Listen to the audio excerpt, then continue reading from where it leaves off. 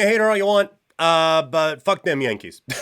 The New York Yankees are in a hole right now as they lose 4-2 last night and are now on the brink of losing 4-0 in the World Series in the Bronx. Oh boy, has this gone off the rails very, very quickly. And we did the Aaron Judge needs to step up thing last night. Can we just copy and paste that? Can we just go just from there to here now? Because last night was horrendous for him again. The very first, I think it was the very first pitch that he saw. I have my notes here. I don't care to look for it too much. But one of the very first pitches that he sees in this game with he gets this standing ovation and the team and everyone is behind him and here they go and Aaron Judge is going to have his natural moment where yes he has struggled, but the New York Yankee faithful, the bleacher creatures and all of those guys are going to stand up, give him this ovation, the camera flashes are going to go, and Aaron Judge is going to hit a monster 450-foot home run facing Walker Buehler, who yes, one of the best pitchers in the history of the World Series and certainly in the history of the LA Dodgers in the World Series, but he's not what he used to be. He still has a bit of gas, but he is vulnerable and there for the taking. And the first pitch he gets with the crowd behind him is a 96-mile-an-hour heater right down Broadway. And Aaron Judge, former and future MVP, captain of the Yankees, swing and a miss. Oops. Yeah, wasn't to be. And honestly, got worse from there. There was a huge eruption for a routine fly ball out to left field. He walked once, so that was great, but it was another awful, awful day for Aaron Judge at the plate. And it was such a weird ball game last night and a weird feel to that game because Freddie Freeman comes up in the first, like let's go back even further. First, Shohei Ohtani, who we are not certain can swing a baseball bat without ripping in half right now, walks on 4 straight pitches that weren't close. At 3-0, I would have done like when Rookie of the Year lost the thing in his elbow that he couldn't the ball anymore, and he does the little lob thing into the strike zone. I would have at least fucking tried that to just try to get it into the strike zone and just see, hey, can this guy swing the bat so we can figure this out? Didn't. Walked. And then walk comes back to haunt him. Ba-boom. Freddie Freeman, 5th straight World Series game with a home run, ties a Major League Baseball record with George Springer. Bad start. Real bad start for the Yankees. And then Gleyber Torres, leadoff walk. All right, table set. Here we go. Aaron Judge comes to the plate. Aforementioned, didn't happen. And down he goes. And from there, this game felt over, right? Like, if you sat there and you watched the game, and maybe it's the international feed, who, boy, they were just firing out the storylines last night. But if you're watching the international game, it felt over. It felt done. It felt like an 8-inning just death march for the Yankees before the inevitability of the season coming to an end tomorrow night.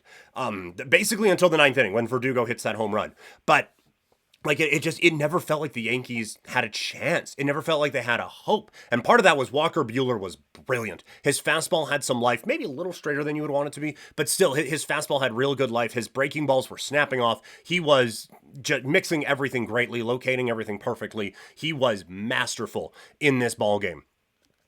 But anytime the Yankees had a chance, it just felt like, okay, well, something bad's going to happen. And I know there was frustration with sending Giancarlo Stanton there.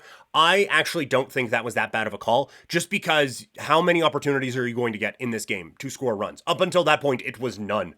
And so I think you just have to take advantage. And if Teoscar Hernandez makes anything less than a perfect throw to home plate, then Stanton is scoring. Like, that was a perfect throw right into the spot where the catcher can make the tag, and they still got him by about that much, right? So I know there is a lot of criticism, and God, does it look bad when the guy who can barely bend his legs is running around and getting the send sign on a shallow single to left field. But I just think in that case, given the lack of anything this offense had going on, what do you think, who would have been next after that? I think it was Volpe who got the hit, so it would have been Rizzo coming up next. You think Rizzo was doing anything in this game? No. After him, it was Trevino. No. Verdugo was basically hitting my dog's weight in the playoffs. He was up after that. Like, no, you're not trusting any of these guys are going to get up there and do anything. And maybe you are hoping that, okay, runners on the corners, and again, that Bronx crowd comes alive. But Walker Buehler's pitched in the World Series at Fenway, I think. He's pitched, at least pitched against the Red Sox. He's pitched in 2 World Series games. He's not fallen for that. He's not. This isn't 1998, and just some dude who was bumming smokes outside the game is coming in now to pitch. This guy has been in these big situations before. He knows what he is doing, and so I think the Yankees had that was an opportunity to score. You make the Dodgers make a perfect play, and they did. Them's the breaks. So I didn't have a problem with that. But no, the Aaron Judge thing is a big problem now, because like Stanton's actually hitting, Soto's actually hitting, Gleyber's actually hitting. At least Gleyber's actually getting on. So you have these guys who are actually like doing some stuff around them, but you need that big hit in the middle, and they didn't get that. I mean, they got barely any hits in this game. This was a tremendous performance from the Dodgers, and it was just it was all those little things they were doing right. And they kind of pointed it out on the broadcast, where you get like a really nice play defensively up the middle to start a double play for the Dodgers. And you get a perfect thrown ball to home plate to get the out. And then you get a slow dribbler to Jazz Chisholm, and he can't pick it up. And you get a blooper out into right field, and Soto can't get there. Edman has run it perfectly off the bat, and he comes around to score. But when there's a bloop the other way, and your guy still reads it well off the bat, they make the good play and throw you out at home. Like, just everything was going the Dodgers' way. And still, and this is the one area I think you can hold your hat on if you are a Yankee fan, they still had a chance in the 9th.